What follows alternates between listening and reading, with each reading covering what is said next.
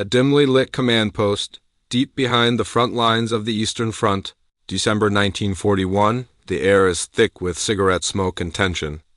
A German general, his uniform rumpled and eyes rimmed with exhaustion, stands hunched over a sprawling map. Around him, staff officers whisper urgently, their faces drawn and pale. The radio crackles with desperate voice reports of Soviet breakthroughs, encircled divisions, and men freezing in their foxholes. Each message brings worse news than the last. The general's hand trembles as he traces the jagged red lines creeping ever closer to his position. He knows what must be done, a tactical withdrawal, a chance to save what remains of his battered army. But then the order comes from Berlin: clear, absolute, and chilling in its simplicity, hold at all costs. Why did Adolf Hitler, the supreme commander of the German armed forces, issue this infamous command? What drove him to demand that his armies stand and die rather than retreat and regroup? This single order would become one of the most consequential decisions of the Second World War, shaping the fate of millions and altering the course of history. It would pit the will of one man against the judgment of his most experienced generals, and it would test the limits of discipline, loyalty, and human endurance. The stakes could not have been higher. Entire army groups would be shattered, their soldiers left to freeze, starve, or surrender in the snowbound wastes of Russia. The myth of German invincibility would be broken, and the Eastern Front would begin to unravel. But beneath the surface, there are untold secret communications, hidden acts of defiance, and the true cost of blind obedience. What really happened in those desperate days? And how did a single order echo through the ranks, from the highest command to the lowest foxhole? Stay with us as we uncover the secrets behind Hitler's hold at all costs order, and reveal how it shattered the German army from within. In the autumn of 1941, the German Wehrmacht seemed on the verge of achieving the impossible. Operation Barbarossa, launched in June, had unleashed the largest invasion in history. 3 million German soldiers, supported by hundreds of thousands of Axis allies, surged across the Soviet border in a storm of steel and fire. The initial months were a parade of victories. Soviet armies were encircled and destroyed in vast battles at Minsk. Smolensk and Kiev German panzers raced across the steppe, capturing hundreds of thousands of prisoners and advancing hundreds of miles in a matter of weeks. The Red Army, battered and reeling, appeared to be on the brink of collapse. In Berlin, Hitler and his inner circle believed that the Soviet Union would be defeated before winter, but as the leaves fell and the first snows arrived, the tide began to turn. The vastness of Russia, so often underestimated by invaders, became a formidable enemy in its own right. Supply lines stretched to the breaking point, and the Wehrmacht's advance slowed to a crawl. Vehicles broke down in the mud, horses died by the thousands, and soldiers shivered in thin summer uniforms as the temperature plummeted. The Soviets, far from beaten, regrouped and launched fierce counterattacks. Fresh divisions appeared seemingly out of nowhere, many brought from Siberia after Stalin was assured that Japan would not attack in the east. The German High Command, once supremely confident, now faced a nightmare of attrition, exhaustion, and encirclement. Amid this growing crisis, a profound shift was taking place at the very top of the German war machine. Hitler, emboldened by the stunning victories of 1940 and the early months of Barbarossa, began to see himself not just as the supreme political leader, but as the true military genius of the Third Reich. His distrust of the professional officer corps, always simmering beneath the surface, now hardened into open contempt. He believed that his intuition and willpower had brought Germany to the brink of victory, and that the caution and doubts of his generals were a threat to that success. Increasingly, he intervened in operational decisions, overruling the advice of seasoned commanders like Halder-Bach and Guderian. This growing centralization of power was not just a matter of personality, but of ideology. The Wehrmacht, for all its traditions of professionalism and initiative, was steeped in a culture of obedience. The legacy of Prussian discipline, combined with the oath of loyalty sworn personally to Hitler, created an environment where questioning orders was not just discouraged, it was dangerous. Earlier victories had reinforced this dynamic. In the campaigns of 1939 and 1940, Hitler's boldness had often paid off, and his willingness to take risks had outflanked the more cautious advice of his staff. The fall of France, in particular, was seen as a vindication of his leadership style. Many officers, even those who privately doubted him, felt compelled to obey, yet beneath the surface, tensions simmered. The professional military staff, trained to think in terms of logistics, reserves, and strategic depth, saw the dangers of overreach and the need for flexibility. They understood that the vast distances of the Soviet Union, the resilience of the Red Army, and the brutality of the Russian winter required a different approach. But Hitler, increasingly isolated in his headquarters, saw any suggestion of retreat or withdrawal as a sign of weakness, even treason. He was determined to hold every inch of ground, convinced that willpower alone could overcome. Material reality, the psychological and political pressures on Hitler were immense. The Nazi regime had staked its legitimacy on victory. Propaganda trumpeted the invincibility of the German army and the inevitability of triumph over Bolshevism. Any admission of setbacks or retreats risked undermining public morale and the regime's grip on power. Hitler himself was haunted by the memory of World War I, when the German army had retreated from the Marne and the home front had collapsed into revolution. He was determined never to repeat what he saw as the fatal mistakes of 1918 in his mind. Holding firm was not just a military necessity, but a political and psychological imperative. As the winter of 1941–42 deepened, these pressures converged.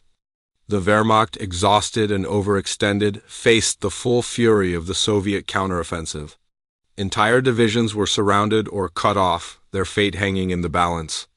In this crucible, Hitler's hold at all costs order was born. It was a command rooted in fear, pride, and the belief that iron will could substitute for dwindling resources. For the soldiers on the front lines, it would mean unimaginable suffering. For the German army as a whole, it marked the beginning of a new and deadly phase of the war in which obedience would be tested to its limits, and the cost of failure would be measured and shattered. Armies and lost hope. The stage was set for a confrontation not just between armies, but between competing visions of leadership, strategy, and survival. The decisions made in these months would echo through the rest of the war, shaping the fate of millions and the course of history itself. But in the Wolfslair, Hitler's remote headquarters in East Prussia, the mood was very different. Isolated from the front and surrounded by loyal aides, Hitler refused to countenance any talk of retreat. He saw the crisis not as a failure of planning or logistics, but as a test of will. The German soldier must stand fast, he declared. Not one step back. We will hold our ground, whatever the cost. The infamous order was transmitted down the chain of command. All units were to hold their positions, regardless of the tactical situation. Withdrawal was forbidden. Any officer who disobeyed would be court-martialed. The reaction among the generals was a mixture of disbelief and dread. In the headquarters of Army Group Center, senior officers gathered around a radio, listening in silence as the order was read aloud. It was as if a death sentence had been passed, one staff officer later recalled. We knew what it meant for our men. Some commanders, like Field Marshal von Bock, protested, but their objections were brushed aside. Others, fearing for their careers or even their lives, complied without question. On the front lines, the consequences were immediate and brutal. In the town of Klin, a German infantry regiment found itself surrounded by Soviet tanks. Cut off from reinforcements and running out of ammunition, the regimental commander requested permission to break out. The answer came back, hold at all costs. For 3 days, the regiment fought on, suffering appalling casualties before finally being overrun. Of the original 2,000 men, fewer than 300 survived. Similar scenes played out across the front, as isolated units were annihilated rather than allowed to retreat, yet not all obeyed blindly. In some sectors, officers quietly ignored the order, pulling their men back under cover of darkness. These acts of quiet defiance saved lives, but they were the exception rather than the rule. The culture of obedience in the Wehrmacht, reinforced by years of propaganda and the personal oath to Hitler, made open resistance almost unthinkable. "We were trapped between the Russians and our own high command," wrote one junior officer. To retreat was to risk a firing squad. To stay was to die in the snow. The impact of the hold at all costs order rippled far beyond the battlefield. In Berlin, the Nazi propaganda machine spun the story as one of heroic resistance, portraying the German soldier as an unbreakable bulwark against Bolshevism. But in private, even the most loyal officials began to worry. The losses were staggering, and the myth of German invincibility was starting to crack. In Moscow, Stalin and his generals took note. They realized that Hitler's rigidity could be exploited, that the German army's greatest strength, its discipline, had become a dangerous weakness. As the winter wore on, the consequences of Hitler's decision became ever more apparent. Entire army groups were shattered, their remnants forced into desperate, last-ditch defenses. The suffering of the soldiers was unimaginable. Frostbite, starvation, and constant bombardment took a terrible toll. Yet the order remained in force. A grim testament to the power of ideology over reason, the first turning point had been reached. The German army, once the master of maneuver, was now shackled by its own leader's will. The seeds of future disaster had been sown, and the Eastern Front would never be the same. But the full cost of hold at all costs was yet to be revealed. In the months to come, the order would be tested again and again, with consequences that would echo through the rest of the war. The stage was set for a struggle not just for territory, but for the very soul of the German army. The first true test of Hitler's hold at all costs philosophy came as the German advance on Moscow ground to a halt in the bitter winter of 1941. The Wehrmacht, which had swept across the Soviet Union with breathtaking speed just months before, now found itself mired in snow and ice, its supply lines stretched to the breaking point. The initial euphoria of victory had faded, replaced by a grim struggle for survival. The Red Army, battered but unbroken, launched a massive counteroffensive along the entire front, catching the Germans off guard and threatening to encircle entire army groups. In the forests and fields outside Moscow, the temperature plunged to record lows. German soldiers, many still in summer uniforms, huddled in shallow trenches, their breath freezing in the air. "We had no winter clothing, no proper boots," recalled one infantryman. "Our weapons jammed, our trucks wouldn't start, and the Russians kept coming." Civilians in nearby villages watched in fear and disbelief as the once invincible German columns faltered. "We saw the Germans retreating, wounded and frostbitten, their faces gray with exhaustion," wrote a Russian schoolteacher in her diary. "For the first time, we believed they could be beaten." As the Soviet counterattack gathered momentum, panic spread through the German ranks. Reports flooded into army headquarters. Entire divisions were at risk of being surrounded. Roads were blocked by snowdrifts, and ammunition was running dangerously low. Field commanders, trained to value flexibility and tactical withdrawal, pleaded for permission to pull back to more defensible positions.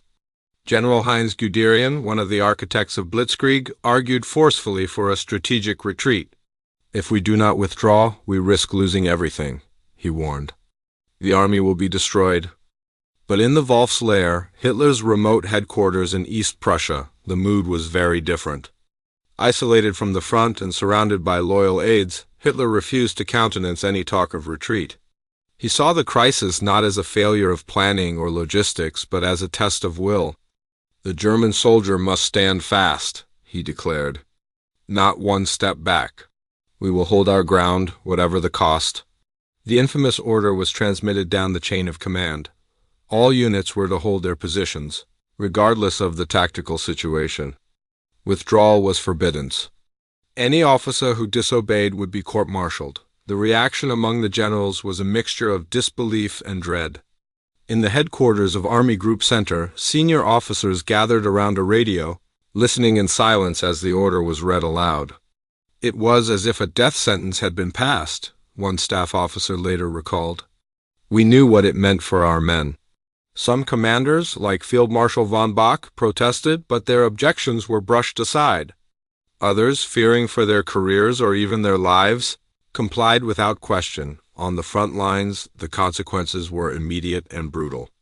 In the town of Klin, a German infantry regiment found itself surrounded by Soviet tanks. Cut off from reinforcements and running out of ammunition, the regimental commander requested permission to break out. The answer came back, "Hold at all costs." For 3 days, the regiment fought on, suffering appalling casualties before finally being overrun. Of the original 2,000 men, fewer than 300 survived.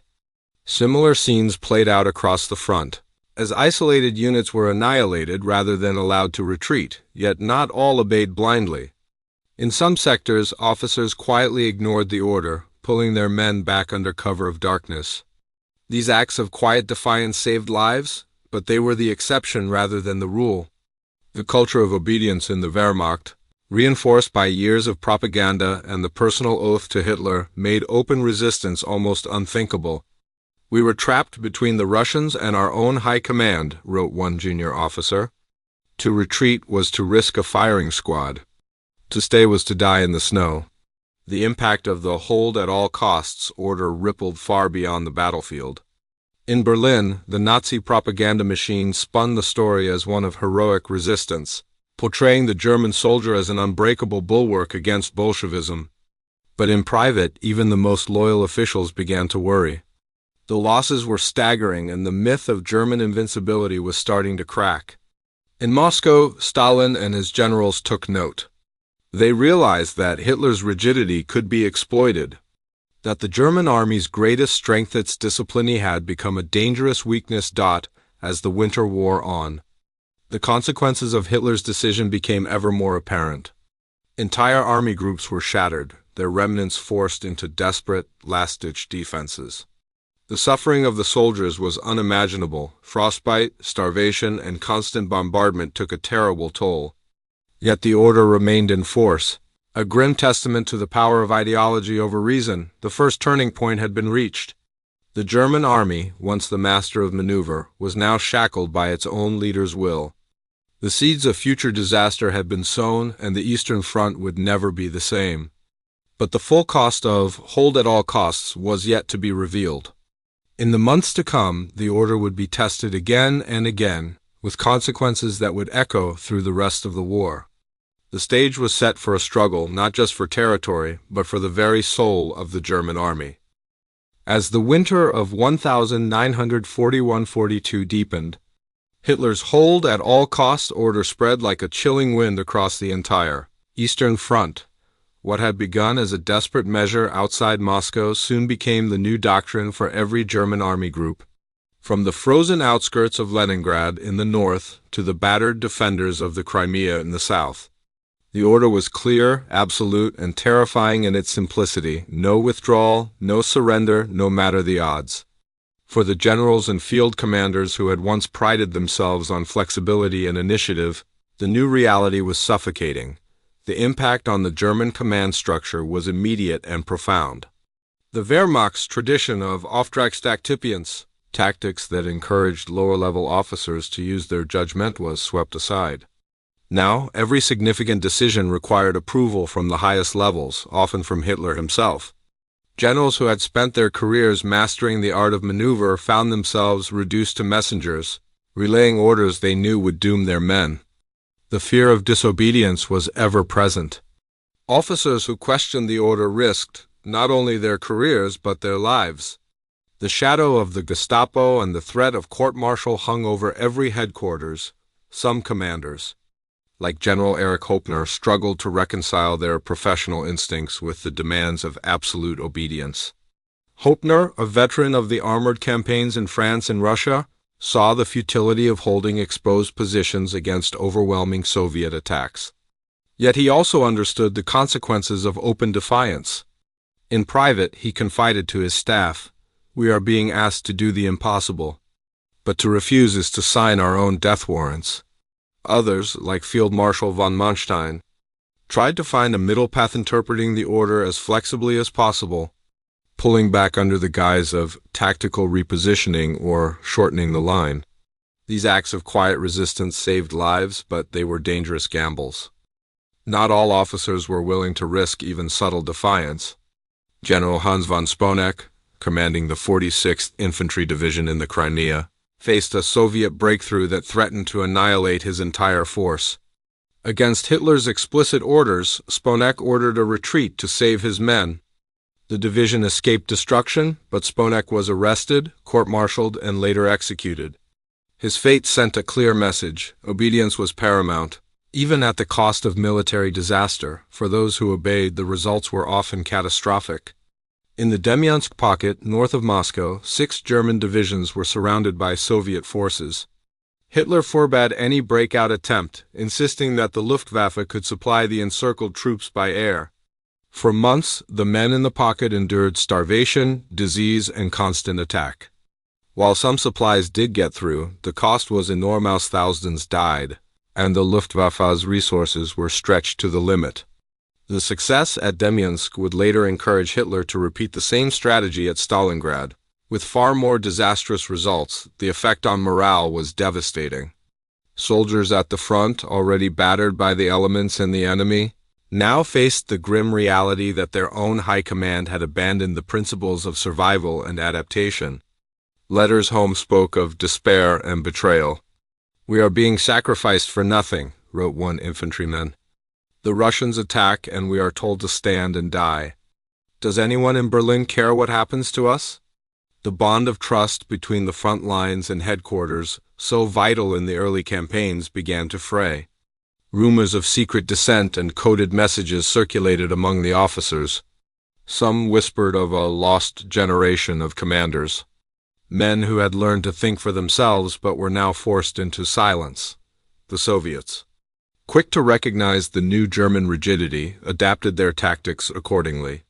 Instead of frontal assaults, they launched probing attacks to identify weak points, then encircled and isolated German units that refused to retreat.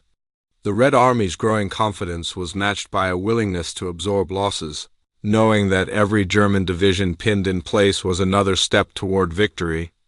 The winter offensives of 1942 saw entire German corps surrounded and destroyed, their remnants forced into desperate last-ditch defenses. The myth of German invincibility, so carefully cultivated by Nazi propaganda, was shattered in the snow and mud of the Eastern Front. Personal stories from this period reveal the human cost of Hitler's order. In the forests near Azev, a young lieutenant named Karl Müller found himself cut off with a handful of survivors. For days they held out against Soviet attacks, waiting for relief that never came. "We listened to the radio, hoping for permission to withdraw," Müller later wrote. "But the only message was hold at all costs. We buried our dead in the snow and waited for the end." In another sector, Captain Dietrich Schultz, facing encirclement, made the agonizing decision to disobey. He led his company through enemy lines under cover of darkness, saving most of his men. When they reached German lines, Schultz was arrested and interrogated. Only the intervention of a sympathetic superior saved him from execution. The breakdown of trust and morale was not limited to the front. In Berlin, some senior officers began to question the wisdom of Hitler's leadership. Secret meetings were held and coded messages exchanged, as a small but growing circle of dissenters considered their options. The seeds of future mutiny were sown in these dark months. As the cost of blind obedience became impossible to ignore. Yet for every act of defiance, there were countless examples of soldiers and officers who followed orders to the bitter end.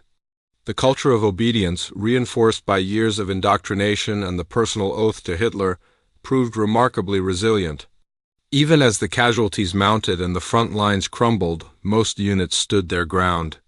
Fighting and dying for positions that had lost all strategic value, the consequences of Hitler's order rippled outward, shaping the course of the war in ways that few could have foreseen.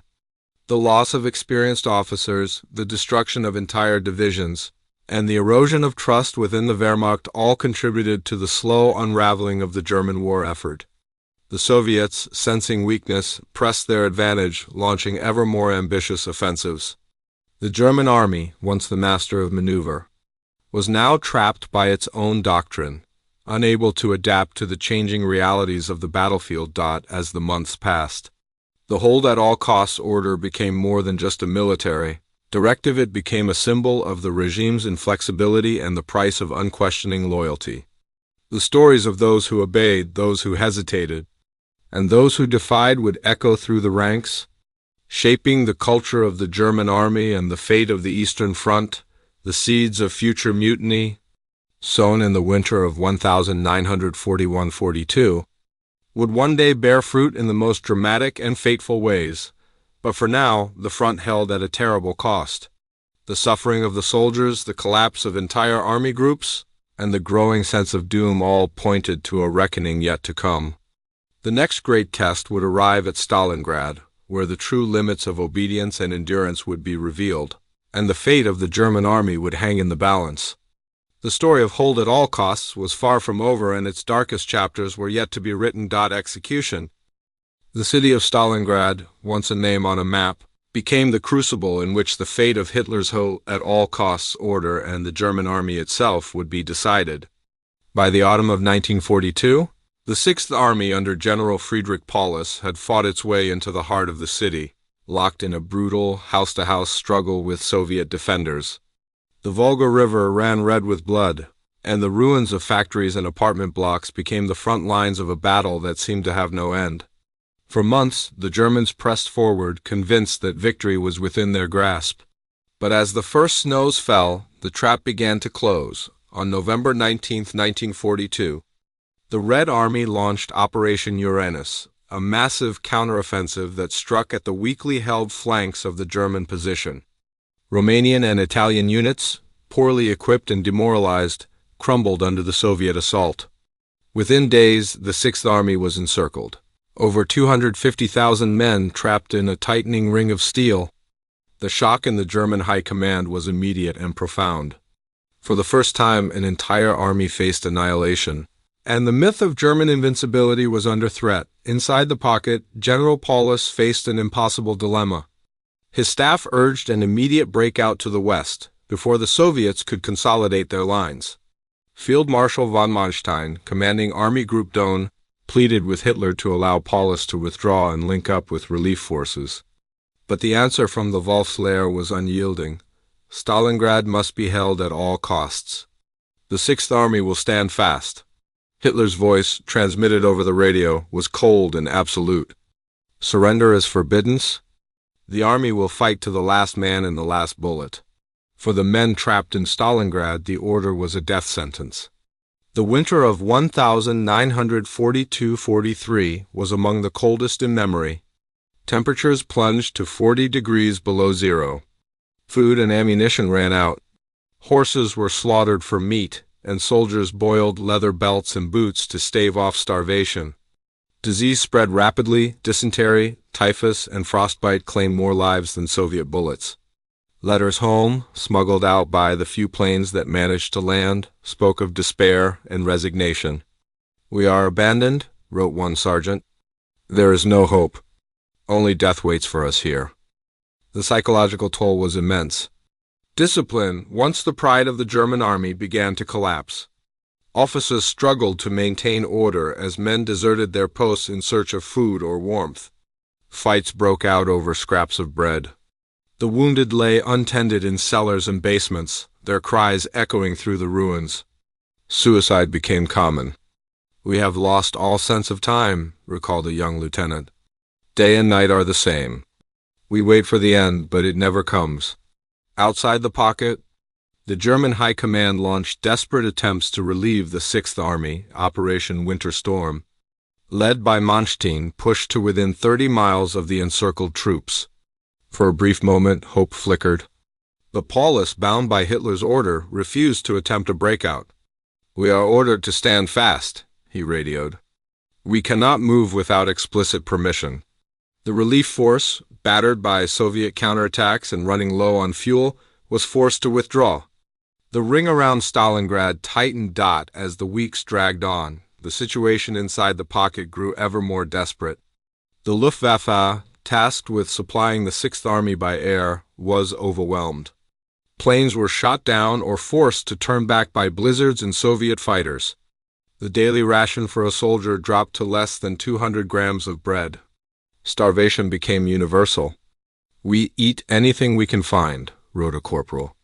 "Rats, dogs, even the bark from trees. There is nothing left." In Berlin, the mood was one of denial and mounting panic.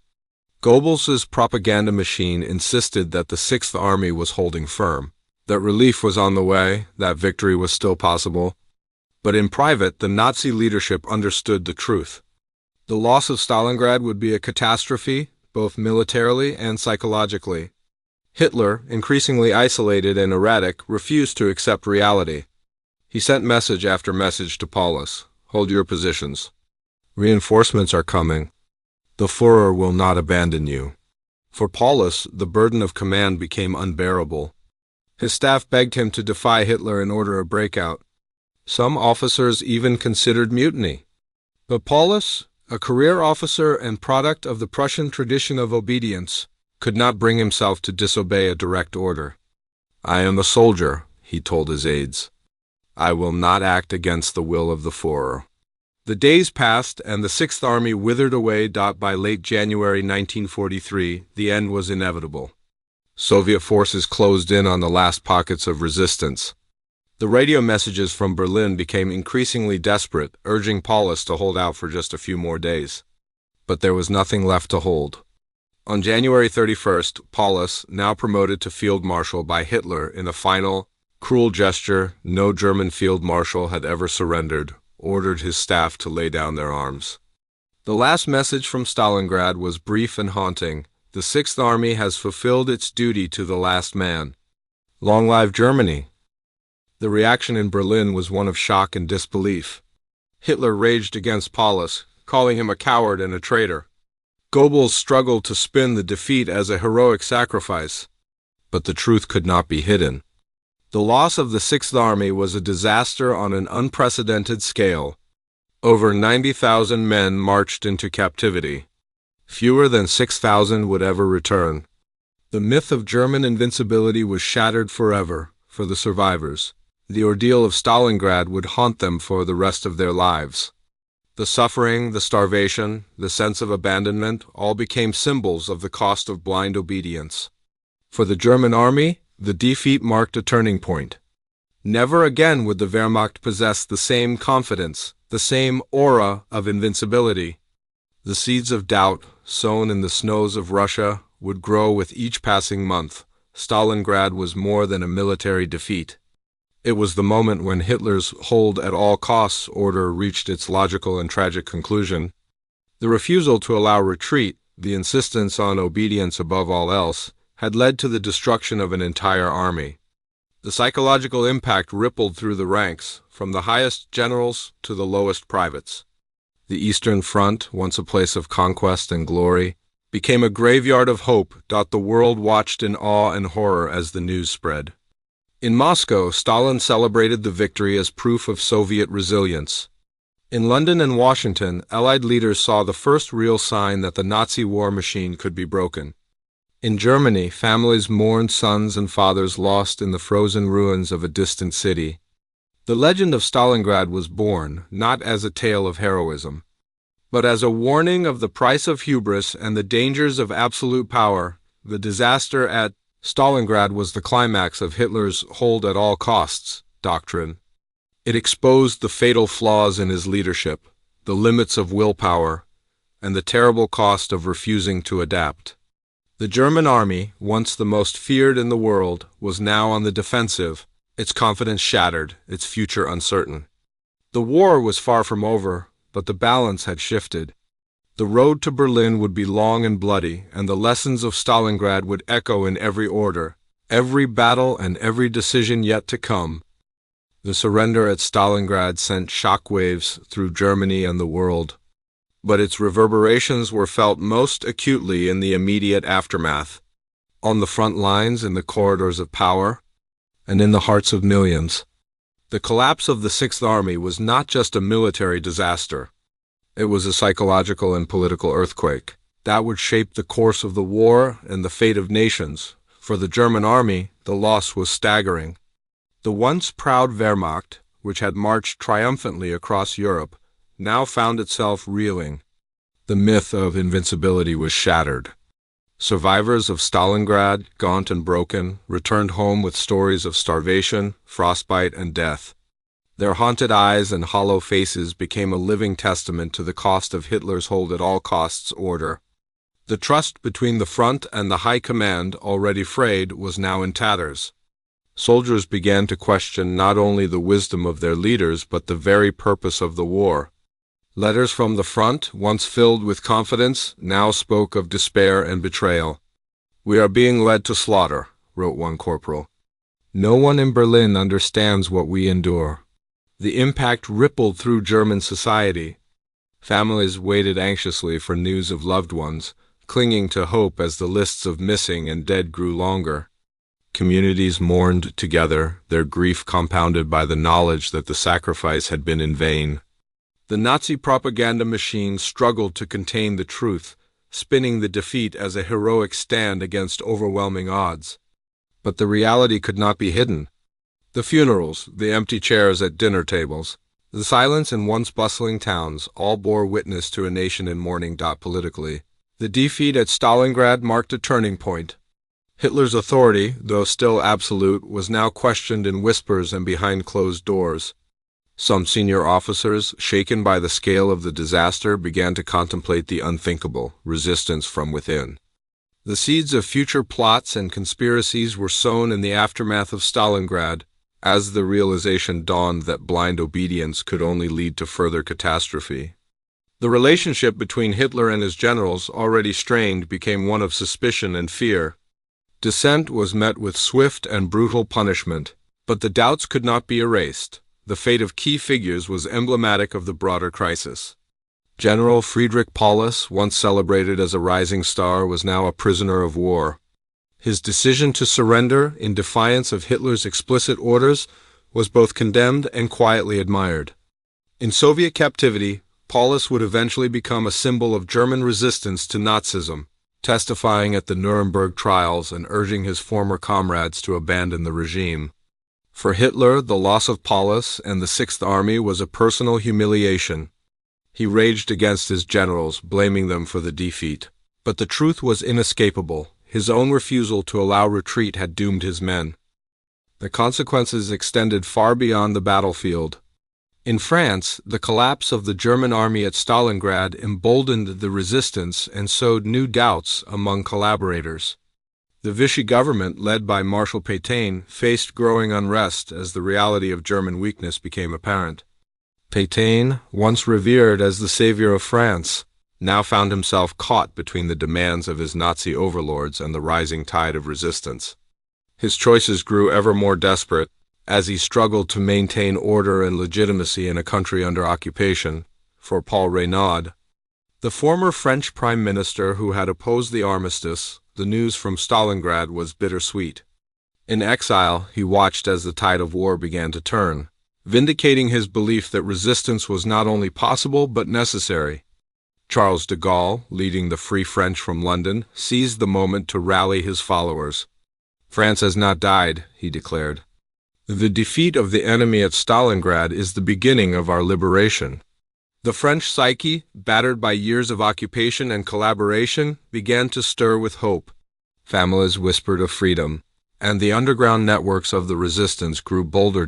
In Britain, the response was a mixture of relief and renewed determination. The mood in London, once grim, brightened as news of the German defeat spread. Churchill, ever the master of rhetoric, hailed the victory at Stalingrad as a turning point in the struggle against tyranny.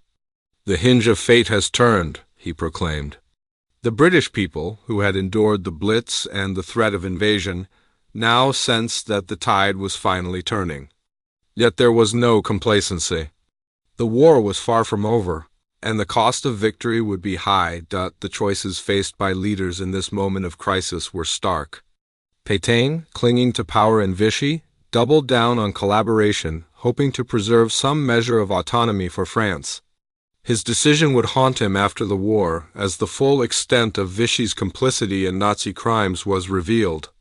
Reynaud, in exile, worked tirelessly to unite the fractured French opposition, believing that only a united front could restore the nation's honor. De Gaulle, ever the visionary, saw in Stalingrad not just a military victory but a moral one, a sign that the forces of freedom and resistance could prevail against even the darkest odds. The long-term impact of Stalingrad was profound. The defeat marked the beginning of the end for Nazi Germany. setting in motion a chain of events that would lead to the liberation of Europe and the collapse of the Third Reich. The psychological blow to the German people was immense, shattering the illusion of invincibility and exposing the regime's vulnerability. The seeds of resistance sown in the aftermath of Stalingrad would grow into open rebellion as the war dragged on, yet the story was far from over. The choices made in the wake of Stalingrad would shape the course of the war and the fate of nations.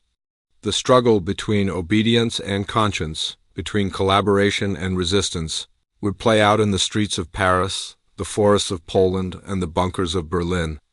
The cost of blind obedience had been revealed, but the price of freedom was yet to be paid. What secrets still lay hidden in the ruins of Stalingrad? What acts of courage and betrayal would define the final years of the war? The answers, as always, would be found not in the speeches of leaders, but in the lives of ordinary men and women, soldiers, civilians, and survivors, who endured the aftermath and shaped the world that followed. The echoes of Stalingrad would resound for generations, a warning and a lesson for all who would listen. History, as it is often told, can become a tapestry of broad strokes, grand strategies, famous leaders, and sweeping movements of armies. Yet beneath the surface of Hitler's hold at all costs order and the cataclysmic battles it shaped, there exists a world of untold stories, hidden perspectives, and uncomfortable truths that challenge the official narrative. To truly understand the impact of this order, we must listen to the voices of those who lived through it: soldiers and civilians, resistors and collaborators, the forgotten and the silenced among the German soldiers trapped at Stalingrad. The official line was one of heroism and sacrifice, but the letters and diaries that survived the war tell a more complex story. Private Karl-Heinz Schreiber, a young infantryman from Hamburg, wrote to his mother in December 1942, "They tell us to hold, to fight to the last bullet, but we are hungry, cold, and afraid. Some men talk of surrender, others of escape. I do not know what is right anymore." His words, smuggled out by a sympathetic medic, reveal the psychological torment faced by ordinary soldiers between duty, survival, and the growing realization that their leaders had abandoned them. Not all who suffered under the hold at all costs order wore German uniforms. In the chaos of the Eastern Front, millions of civilians were caught in the crossfire. In the occupied Soviet territories, entire villages were destroyed as the front lines shifted back and forth. Maria Ivanovna, a schoolteacher from a small town near Kharkov, recalled the terror of being trapped between retreating Germans and advancing Soviets. "We hid in the cellar for days. The Germans would not let us leave, and the Russians shelled the town without mercy. When it was over, there was nothing left but ruins and graves." Her testimony, recorded decades later, is a stark reminder that the cost of rigid orders was paid not only by soldiers, but by the innocent as well. The French experience during the German occupation offers another layer of complexity. While the hold at all costs order is most closely associated with the Eastern Front, its spirit of inflexible command and blind obedience echoed throughout the Nazi war machine. French resistance networks, such as the Maquis, faced relentless pursuit by German security forces who were themselves under strict orders to suppress dissent at any cost. Yet within these networks, stories of courage and betrayal abound. Jean Moulin, a leader of the French resistance, was captured and tortured to death after being betrayed by a fellow resistor.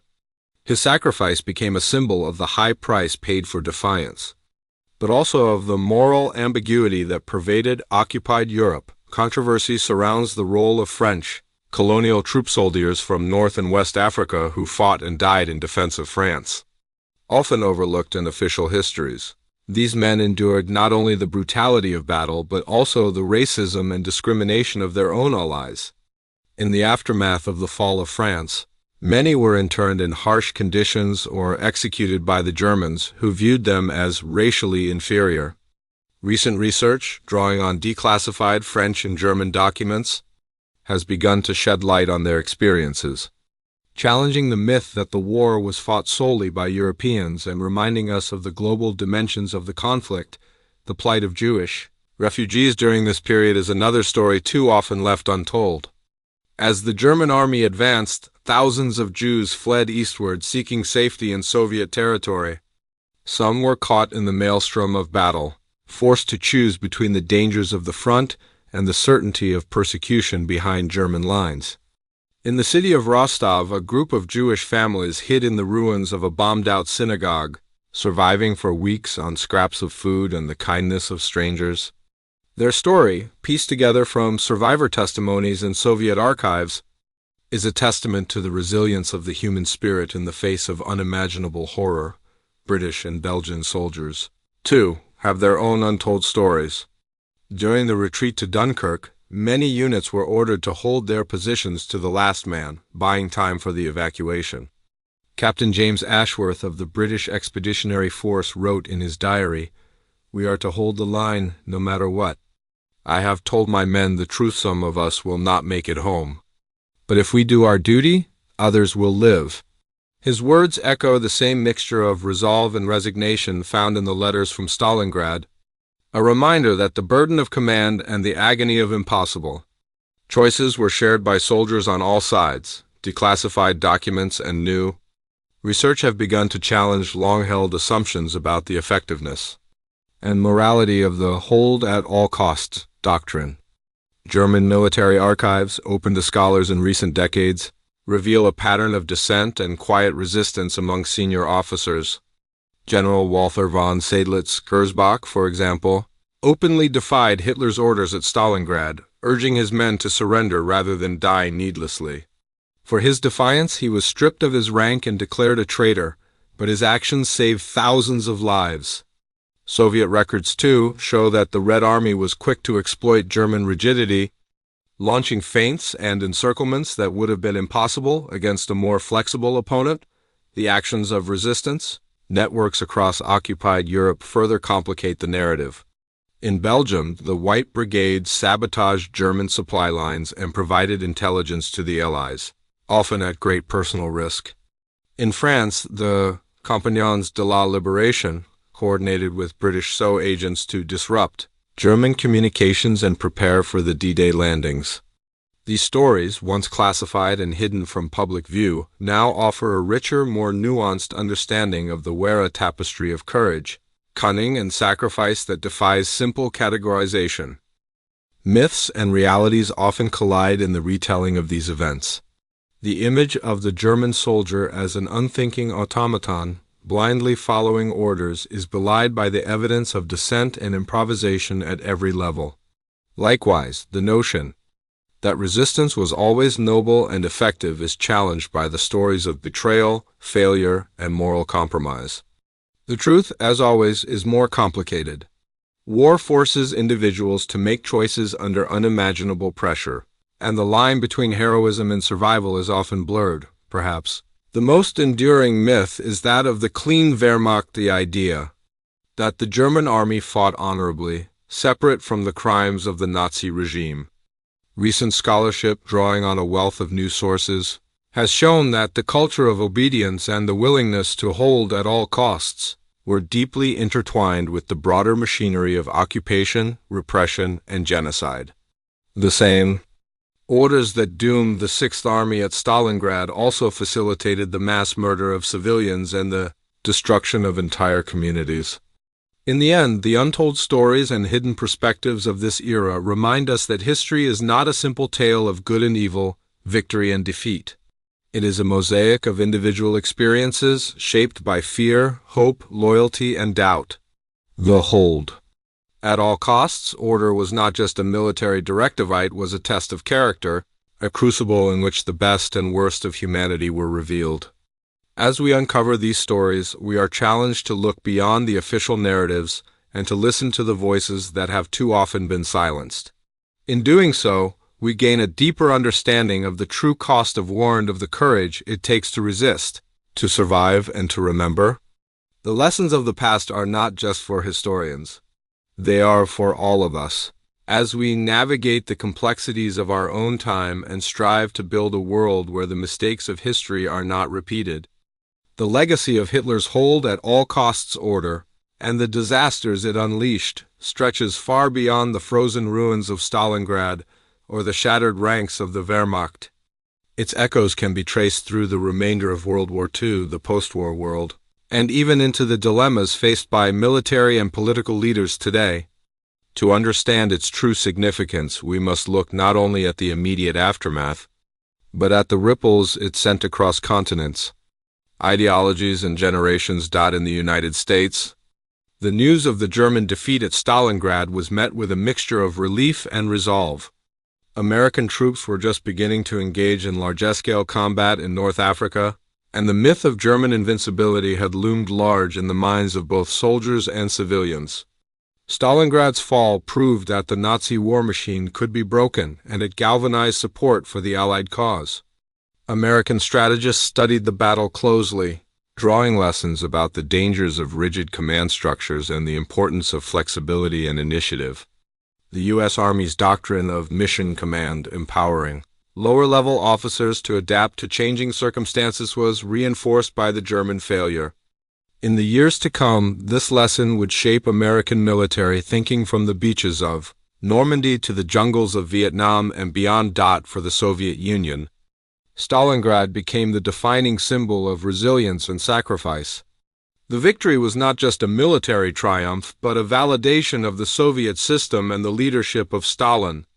The Red Army's ability to absorb staggering losses, regroup, and strike back was celebrated in propaganda, literature, and art. The city itself was rebuilt as a monument to Soviet heroism, its name synonymous with endurance against impossible odds. Yet beneath the surface, the cost was almost unimaginable. Over 1 million Soviet soldiers and civilians died in the battle and its surrounding operations. The trauma of Stalingrad left deep scars on the Soviet psyche, shaping attitudes toward war, authority, and sacrifice for decades to come. In Germany, the defeat at Stalingrad marked the beginning of a long reckoning. The myth of the invincible Wehrmacht was shattered, and the seeds of doubt and dissent began to grow. The hold at all costs order, once seen as a testament to iron will, was now recognized as a symbol of catastrophic hubris. In the post-war years, German officers and historians would debate endlessly whether the war might have ended differently if commanders had been allowed to exercise their judgment. The legacy of blind obedience and the moral responsibility of those who followed orders they knew to be disastrous became central themes in Germany's struggle to come to terms with its past. Elsewhere, the impact of Stalingrad and the doctrine that led to it was felt in ways both direct and subtle. In Japan, military leaders watched the German disaster with a mixture of relief and anxiety. The Japanese army, too, was steeped in a culture of obedience and sacrifice, and the fate of the Sixth Army served as a warning of what could happen when flexibility was sacrificed for ideology. In the wider world, the battle became a touchstone for discussions about leadership, command, and the limits of human endurance. The military lessons of hold at all costs are still studied in war colleges and staff schools around the world. The dangers of centralized, inflexible command are now a staple of military education. Modern armies emphasize the need for adaptability, decentralized decision-making, and the empowerment of junior leaders. The story of Stalingrad is invoked as a cautionary tale when leaders refuse to face reality. When they value loyalty over competence, disaster is never far behind. Politically, the events of 1942–43 reshaped the global order. The defeat of the German army at Stalingrad marked the beginning of the end for the Third Reich. It emboldened the Allies, strengthened the resolve of resistance movements across occupied Europe, and convinced many neutral nations that the Axis was not invincible. The psychological blow to Nazi Germany was immense, and the regime's grip on power began to weaken. Even as it lashed out in desperation, culturally, Stalingrad became a symbol of both the horrors of war and the capacity for human endurance. In literature, film, and art, the battle has been depicted as a crucible of suffering and heroism. Memoirs from survivors on both sides speak of unimaginable hardship, but also of moments of compassion, solidarity, and even fleeting hope. The ruins of the city, preserved as a memorial, stand as a reminder of the price paid for fanaticism and the dangers of absolute power. The legacy of hold at all costs also resonates in the moral and ethical debates that followed the war. The Nuremberg trials and subsequent discussions about war crimes and responsibility forced the world to confront the question, when is it right to disobey an order? The defense of "I was only following orders" was forever tainted by the events of Stalingrad and the wider Nazi war effort. The importance of moral courage, the willingness to speak out, to resist, to act according to conscience even in the face of authority, become a central lesson of the 20th century. Modern parallels are not hard to find. In conflicts from Vietnam to Afghanistan, from the Falklands to Ukraine, the tension between obedience and initiative, between central control and local adaptation, continues to shape the outcomes of battles and the fate of nations. The temptation for leaders to cling to failed strategies, to demand loyalty over honesty, remains ever present. The story of Hitler's hold at all costs order is a warning that the cost of such mistakes is measured not just in lost battles, but in shattered lives and broken societies. The lessons of Stalingrad and the doctrine that led to it are as relevant today as they were in 1943 in a world where technology changes. The nature of warfare at dizzying speed, where information flows faster than ever, the need for adaptability, critical thinking, and moral courage has never been greater. The dangers of hubris, of believing that willpower alone can overcome reality, are as old as history itself. As we reflect on the legacy of these events, we are left with questions that go beyond the battlefield. What kind of leaders do we want? What kind of followers should we be? When is it right to challenge authority, to question orders, to risk everything for what we believe is right? The answers are not easy, but the story of Stalingrad and the millions who suffered and died there demands that we ask them. The ruins of Stalingrad, now Volgograd, stand as a testament to both the worst and the best of humanity. They remind us that the cost of blind obedience can be catastrophic, but also that the capacity for endurance, for resistance, and for renewal is boundless. The echoes of that winter still reverberate, challenging us to learn, to remember, and to act with wisdom and courage in our own time. In the end, the legacy of hold at all costs is not just a lesson for generals or politicians, but for all of us. It is a call to think critically, to value truth over comfort, and to remember that the fate of nations can turn on the choices of individuals. The story of Stalingrad is a story of tragedy, but also of hope, a reminder that even in the darkest hours, the seeds of renewal can be found. Let us honor that legacy by striving to be worthy of the lessons it offers, and by ensuring that the mistakes of the past are not repeated in the future. The story of Hitler's hold at all costs order is more than a tale of military disaster. It is a warning from history about the dangers of unchecked power, blind obedience, and the refusal to adapt in the face of changing reality. What began as a desperate attempt to salvage victory became a doctrine that shattered army groups, destroyed trust between leaders and soldiers, and left a trail of suffering across the Eastern Front. The order's legacy is written not only in the ruins of Stalingrad and the frozen fields of Russia, but in the memories of those who endured its consequences. As one survivor of Stalingrad later reflected, "We were told to hold, to fight to the last man. But in the end, it was not courage or loyalty that mattered most. It was the willingness to see the truth, to act with humanity, even when the world had gone mad." The lessons of that winter echo through the decades: the cost of hubris, the importance of moral courage, and the need to question orders that defy reason and compassion. Yet the story does not end here. In the shadows of defeat, new currents began to stir. Some German officers, shaken by the disasters of the Eastern Front, would soon risk everything in a daring plot to remove Hitler from power. Others would face the unraveling of the front in 1944 as the Red Army surged westward and the Third Reich began its final collapse. What secrets lay behind the walls of the Wolf's Lair? What choices did men and women make when faced with the ultimate test of conscience? Join us for the next chapter as we uncover the hidden stories of resistance, betrayal, and survival in the darkest days of World War II. Subscribe now to explore more untold histories and discover how the choices of the past continue to shape our world today.